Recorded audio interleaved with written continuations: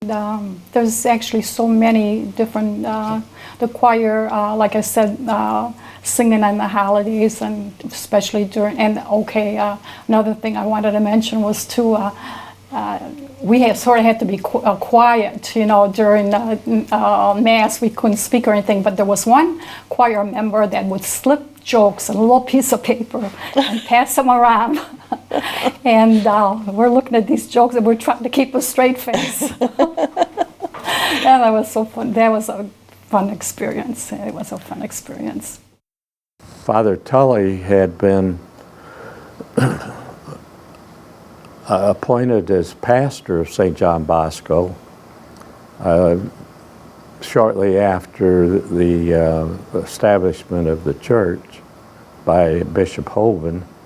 And we began having masses at the Greenbrier Junior High School in June of 1963. So it was shortly after the establishment that the parish began. You know, somebody once said it takes a village to raise a child.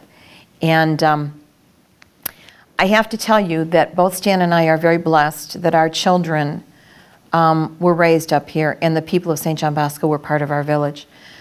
Jim and Al and N.T. Sakarik, who is now T. Joyce, were wonderful role models for our children. They taught them to work hard. They taught them to be honest in their work.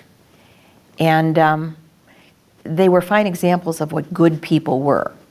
And I really believe that, I'm going to sound like a proud mother when I say this, but my children are successful. They're pretty good kids. You know, I look back and think, okay, they're okay people.